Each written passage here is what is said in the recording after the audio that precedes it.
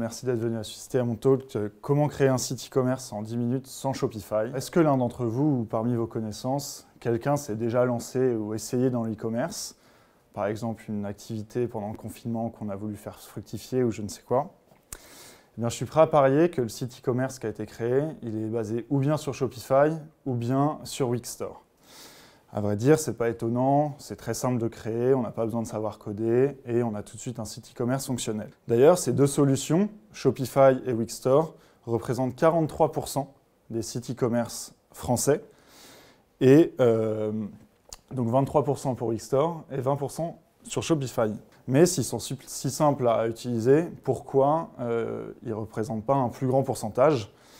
Et en fait, Shopify et Wixstore sont assez limités en termes d'évolutivité ou de customisation de notre site e-commerce. Et il faut savoir que sur le marché, on n'a pas que des sites e-commerce avec des features standards. C'est-à-dire afficher un catalogue de produits, avoir notre produit et ses détails, l'ajouter à un panier, procéder au paiement et au checkout avec notre adresse de livraison, etc. Et aussi toutes les gestions admin de nos produits, commandes des clients. Effectivement, il y a des sites avec des features beaucoup plus complexes et des spécificités métiers fortes, comme on a l'exemple d'HelloFresh, qui est un site de livraison de recettes à domicile, qui a au cœur de son métier le système d'abonnement, donc avec des créations de commandes récurrentes, des paiements récurrents, etc.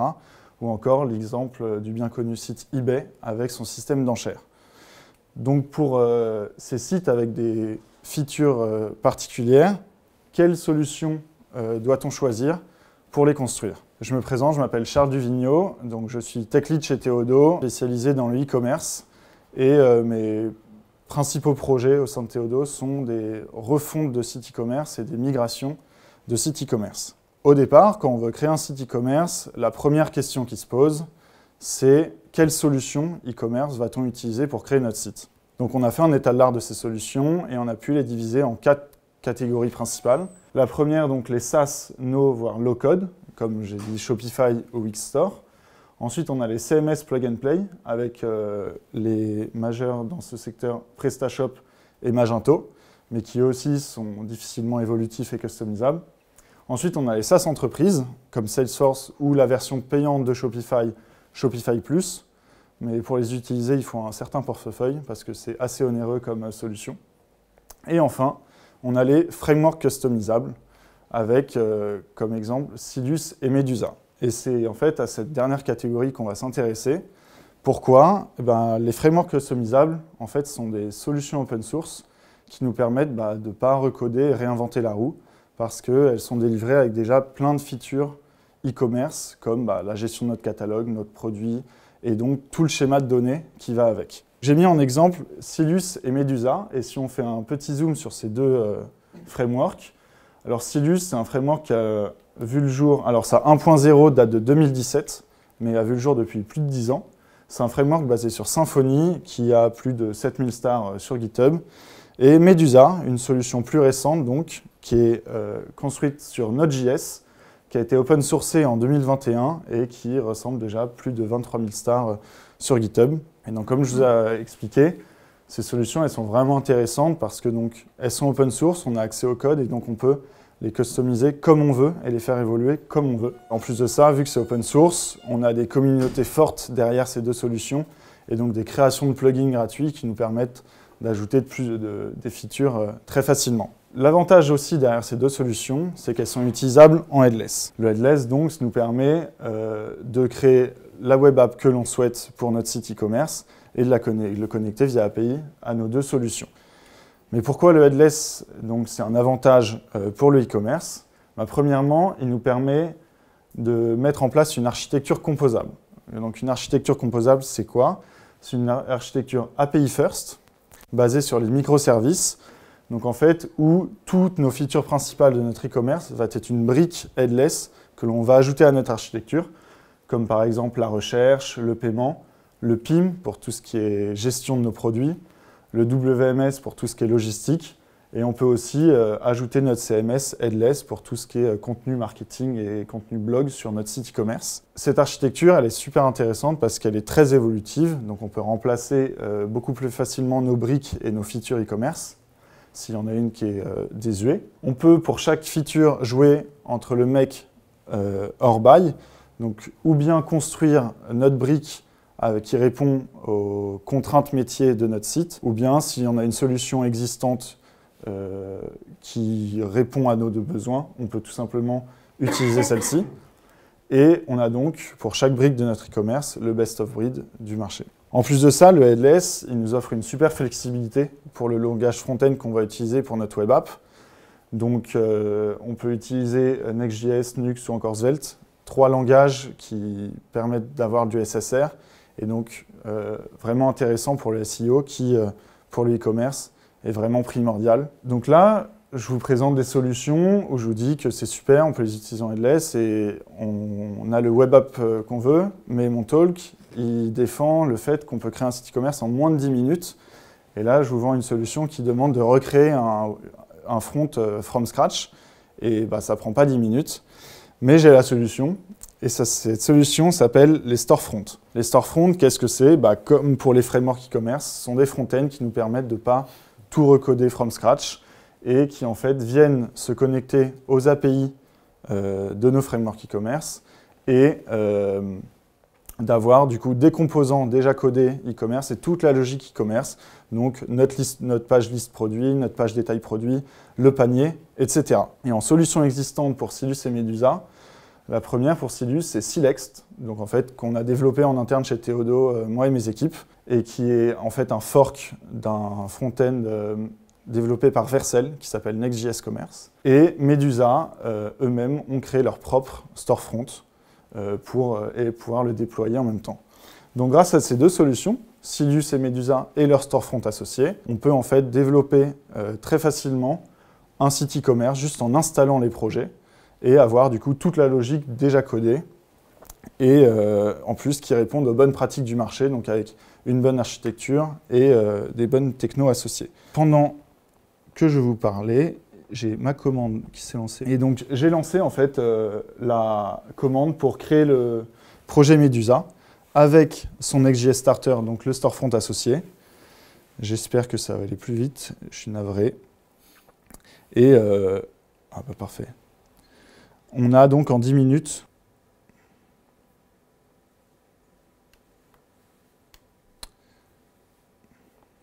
hop, OK. Et donc, on a notre backend Medusa. Je vais tout de suite lancer le front, sinon ça va être encore plus long.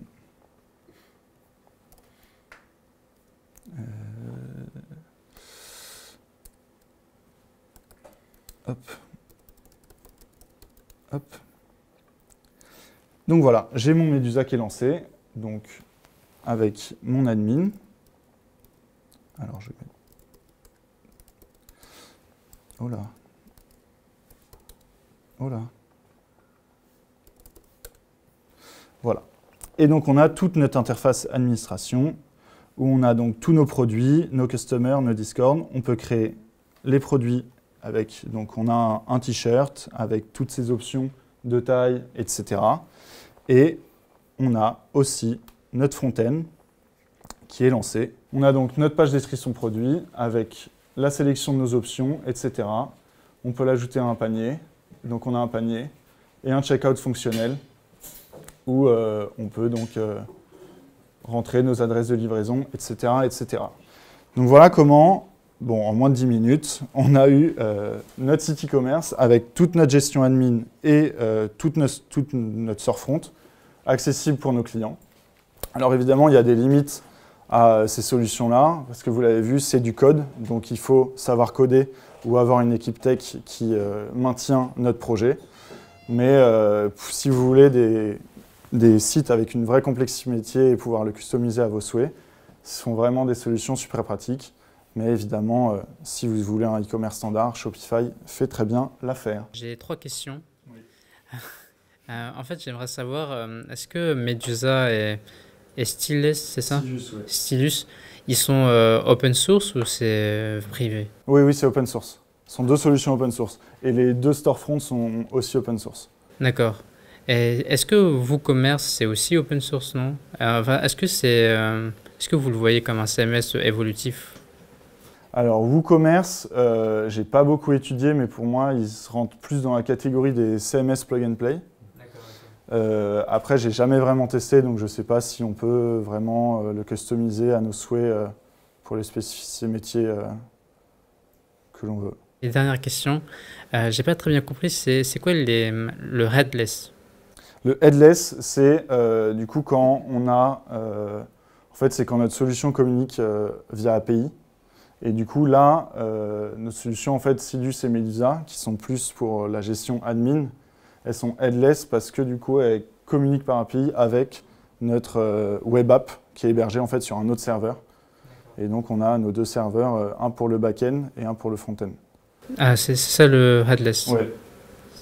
Ok, ça permet de communiquer avec l'API. En fait, headless, c'est notamment pour les CMS, c'est la distinction entre WordPress, par exemple, qui est un CMS où tu saisis et tout de suite, tu as un site qui s'affiche. D'accord. Et un CMS headless, en fait, tu vas saisir et en fait, tu n'auras rien qui va s'afficher. Par contre, tu vas avoir une API et tu vas pouvoir créer un site qui va interroger cette API. En fait, c'est la différence entre un site, enfin, un ensemble, un espèce de gros framework comme ça, que ce soit WordPress ou Shopify, etc., qui te fournissent tout clé en main, c'est-à-dire l'administration, la base de données et l'interface utilisateur pour les clients. Et ceux qui ne font pas la partie client, où là ils font juste des API REST et à toi de te débrouiller pour faire l'interface que tu veux et voilà, c'est ça il laisse en fait. Ok, j'ai compris, ça marche.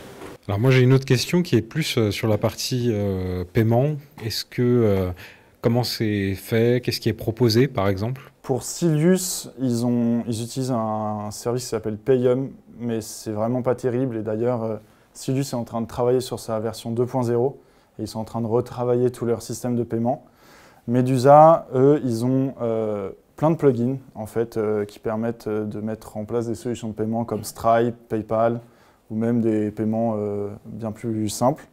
Mais après, si vous utilisez ces solutions, libre à vous de connecter la solution de paiement que vous souhaitez. Et comme Payzen, enfin d'autres PSP existants. J'avais une autre question aussi. Tant qu'on parle du front, là c'est du Next.js en front, c'est ça? Les deux storefronts là sont en Next.js, oui. Et donc customisable à volonté. À volonté. C'est de l'open source aussi, on a accès à tout le code et on peut refaire l'interface à notre guise et ajouter les fonctionnalités qu'on veut. Voilà. Je suppose qu'à l'origine, Théodo et Medusa ont développé ces choses-là en interne et puis ils les ont offerts à la communauté. Mais du coup, quel est leur business model par rapport à ça en fait? Alors, nous là, Théodo, on n'a pas développé Silus. On a uniquement fait le storefront pour pouvoir... donc là, il n'y a pas du tout de business model derrière. C'est vraiment pour avoir un front rapidement sur Next en utilisant Silus. En revanche, Medusa, effectivement, au départ, c'était un projet pour un client qu'ils ont open sourcé. Et ils ont des sponsors derrière. Et en fait, c'est surtout ça. C'est soit la communauté qui donne, ou ils ont aussi des gros sponsors derrière qui permettent de maintenir Medusa. Il ne faut pas de hosting avant de l'héberger directement, non? Si, qu'un des deux. Souvent c'est ça le business model qui est derrière, c'est en fait le framework est open source, mais viens chez nous pour l'héberger, ce que fait Vercel avec Next par exemple, ce genre de choses, ça marche assez bien. Dans ton benchmark, est-ce que tu as regardé Odoo et enfin il me semblait que c'était une solution un peu peut-être low code et open source. Et je me demandais si ça avait été testé et qu'est-ce que tu en pensais? Alors effectivement, il y a Odoo qui existe pour le e-commerce. Après, ce n'est pas une solution non plus que j'ai vraiment testé. En fait, pour tout ce qui est no code, je connais les principaux acteurs, mais en fait, ce n'est pas forcément des demandes clients et notamment ce qu'on fait nous chez Théodo. On fait des sites un peu plus... En fait, si les clients viennent chez nous, c'est plus pour des sites très conséquents. Et donc, on n'a pas trop pu étudier ces solutions-là. Mais je sais qu'il y a un plugin... Enfin, en fait, Odoo, il permet aussi d'être il y a aussi toute la notion de CRM, etc. Donc, je ne sais pas... il y a un peu plein de choses. Il y a plein de choses chez Odoo. Mais je sais que oui, ils ont un service e-commerce, mais je ne l'ai pas testé. Je bossais chez ManoMano, donc je me demandais s'il y avait vraiment des gros clients qui utilisaient ce type de solution. Parce que rapidement, quand on cite gros sites, tu as tendance à vouloir avoir des petits trucs aux petits oignons, en fait, à gérer tes microservices un par un, etc. Et avoir des besoins de scaling qui ne sont pas du tout les mêmes. Du coup, vous avez, vous, des gros clients en fait, qui utilisent ces solutions-là, des gros sites d'e-commerce Silus et Medusa? Ouais. Alors Medusa, nous on l'a jamais vendu chez un client, mais ouais, Silius, on a fait des gros sites dessus. Et ils ont des plutôt beaux noms aussi en client. J'aimerais savoir, est-ce que Silius et Medusa, on a vraiment besoin de savoir coder, de coder pour créer un site e-commerce ou Alors, pour l'installer, non. Mais ensuite, pour le maintenir ou le faire évoluer, là, oui, c'est vraiment du code. donc ça peut être, c'est un peu comme du no-code où on peut le créer rapidement. Non, bah, en fait, ce qu'il y a, c'est que ce sont deux repositories qu'on clone et après qu'on déploie. Et après, pour faire n'importe quel changement, c'est dans le code directement. Donc, il n'y a pas du tout de notion de low-code ou no-code chez Silius ou Medusa. Ok, donc c'est facile à installer sans besoin de connaissances en code, c'est ça? Bah, en fait, ça ne sert pas à grand-chose d'installer si on n'a pas de notion de code. Mais l'installation est très rapide. Au moins, tu perdras pas beaucoup de temps. On peut dire que c'est pas 4G, quoi. Non, c'est sûr.